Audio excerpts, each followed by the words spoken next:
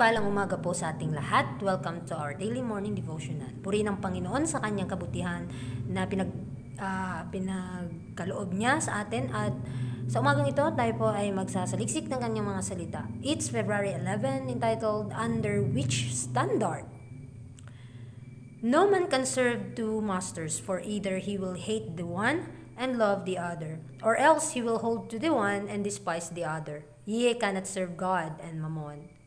Sa ating key-text sa Matthew 6:24, nagsasaad dito na hindi tayo makakapag-serve ng dalawang guro, na kung saan kapag mahal natin ang isa, hate talaga natin ang isa. Dahil ang Panginoon, mga kapatid, hindi siya gusto na dalawa yung siniserve natin. Dapat kinakailangan na siya lamang ang ating sasambahin. Every individual in our world will be arrayed under one of two banners, the chosen and loyal under the blood-stained banner of Prince Emmanuel, and all others under Satan's standard. So, sa bawat isa sa atin dito sa mundo ay kinakailangan na tingnan natin ang ating sarili kung saan tayo nakaugnay. Sa Panginoon ba o sa ating sarili? Dahil may dalawa lamang na grupo ang nandito sa lupa, which is yung mga tagasunod ni Kristo at tagalabag ng kautusan. Nagsasaad din dito na sa bawat hakbang din natin sa buhay, kinakailangan na tayo nakaugnay sa Panginoon. At dahil tayo tinubos ng kanyang dugo, at sa pamamagitan nito ay tayo mapapabanal. At kapag hindi tayo nakasang-ayon sa kanyang batas, hindi tayo nakasang-ayon sa kanyang kalooban, tayo ay sang-ayon sa standard ng kaaway. Napaka-delikado po, mga kapatid. Kaya be aware po tayo sa mga bagay na ating pipiliin, sa mga gawain na ating gagawin, upang tayo ay maging isang kagaya kay Kristo, na laging konektado sa Ama. Kung ano ang kanyang desisyon ay talagang sa Ama lamang. There is to be no compromise with the powers of darkness. Individually, we must take our stand. If we are not at enmity with the prince of darkness, the serpent, his folds encircle us, and all our powers, his sting is in our hearts. So mapapansin natin, hindi tayo makukompromiso ng kapangyarihan ng kadiliman. Bawat isa sa atin, kinakailangan na malaman kung saan tayo nakatayo, sa katotohanan ba o sa kasinungalingan. Dahil kapag tayo ay nakaugnay sa katotohanan, wala pong magagawa ang kaaway. Hindi niya po tayo mapipilit na labagin ang kalooban ng Panginoon kung ang ating mga puso ay naka-under sa kanyang o sa patakaran o mga prinsipyo ng Panginoon. So kinakailangan ang kapangyarihan na binigay sa atin ng Panginoon ay kinakailangan na gamitin natin sa kanyang kaluwalhatian, sa ating mga puso't isipan na nakaugnay palagi sa Kanya. All who range themselves under the blood-stained banner of the Prince of Life will henceforth count Satan as a foe, and will in God's strength oppose him as a deadly enemy. So mapapansin natin na sa ating sarili, tayo ay konektado. So kinakailangan na tayo konektado sa prinsipi ng buhay. Binigyan na tayo ng pagpapala, more than na pagpapala, pananampalataya, at lahat ng ating nakangkin dito sa mundo ay sa Panginoon nang gagaling. So kinakailangan na lahat din na ating gagawin ay sa Kanya ang kapurihan. At Siya ang nagbigay na sa atin ng lakas upang mapanagumpayan ang bawat kahinaan, at ang ating kaaway ay mapanagumpayan. Dahil sa Kanya, o sa mga silo ni Satanas, tayo ay magwawagi dahil sa pamamagitan ng biyaya ni Kristo. They will take the helmet of salvation and the sword of the Spirit, which is the Word of God. And what will they do in order to hold vantage ground? Praying always with all prayer and supplication in the Spirit, and watching thereunto with all perseverance. So, mapapansin din natin, kinakailangan na tayo ay mag-aral ng salita ng Panginoon, manalangin na ihingi yung espiritu ng kagalakan at espiritu ng katatagan ng ating pananampalataya. Dahil habang tayo nandito sa mundo, kinakailangan makasuot tayo ng helmet ng kaligtasan. At ang kapangyarihan ng banal na espiritu na ang kanyang mga salita, nagbibigay sa atin ng paalala kung paano natin mapaglabanan ang mga tukso ng kaaway.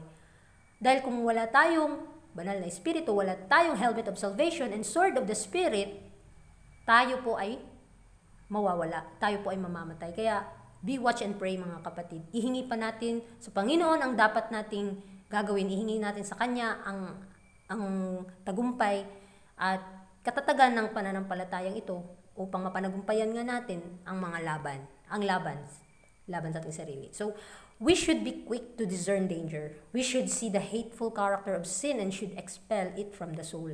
The doers of the word know that in Jesus there is strength, which becomes their own by faith. So mapapansin din natin na sa bawat hakbang meron talagang mga pagsubok at mga kaguluhan sa ating paligid.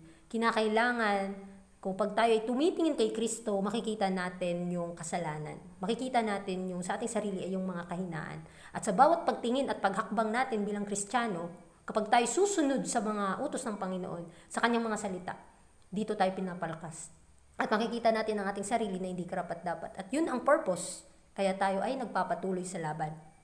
Na kinakailangan ng ating pananampalataya ay nakaugnay lamang sa ating Panginoong Hesus dahil ito po ang magwawagi sa mga huling araw. They are clothed with righteousness that God will accept. For it is the righteousness of Christ, clad in this armor of God, the panoply of heaven. They successfully resist the serpent's wiles. So kapag tayo ay nakasuot na ng katwiran o damit ng katwiran ni Kristo, tinatanggap tayo ng ating Panginoon dahil sa pamamagitan ng kanyang kaisa-isang anak, tayo ay magwawagi. Bibigyan niya tayo ng katwiran na si Kristo ang ating kaligtasan, siya ang ating katwiran. At isuot natin ang pamatok or isuot din natin ang armor ng Panginoon upang maging successful po yung ating pagpapakig-away sa mga silo ng kaaway. Kaya maging aware po tayo sa mga bagay na ating gagawin upang hindi tayo magkasala laban sa Kanya. Not one soul has a moment to lose. The concerns of eternity are of sufficient importance to take precedence over every other enterprise. What must I do to be saved? Should be the great and solemn question with us now. Ito yung tanong sa atin. Anong gagawin natin para maligtas? Binigay na sa atin ng Panginoon ang lahat ng bagay dito sa mundo upang gamitin sa kaluwalhatian niya, upang gamitin sa kanyang gawain, at upang mapabanal ang ating kaluluwa. Kinakailangan lamang na makipag-cooperate tayo sa ating Panginoon dahil ang ating buhay dito ay dumadaan lamang. At binibigyan tayo ng Panginoon ng sapat na kalakasan upang mapanagumpayan ang bawat kahinaan.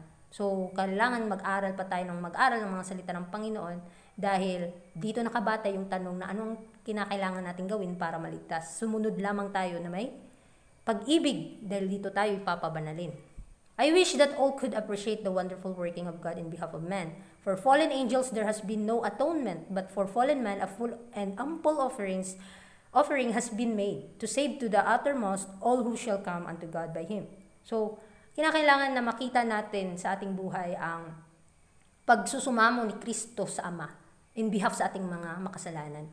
Sa mga nahulog na mga anghel, nakikita natin na wala nang pag-asa sila. Dahil nga, sila ay nanggaling na sa pagkabanalan. Kapag ikaw ay banal na at nagkasala ka, wala ka ng pag-asa.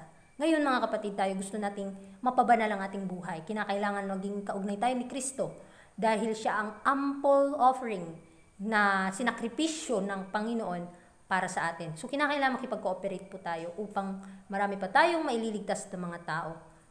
God beholds in all His children the image of His only begotten Son. He looks upon them with a love greater than any language can express. He enfolds them in the arms of His love. The Lord rejoices over His people. Ito yung kagalakan ng Panginoon kapag tinitingnan niya ang kanyang bayan na gumagawa at kumikilos sa mga bagay na nagbibigay ng kagalakan sa kanyang mga mata. Ang pag-ibig na kapag tayo ay nakatanggap nito, ibabahagi natin sa iba. At doon, sa pamamagitan ni Kristo, tayo ay magwawagi, mga kapatid.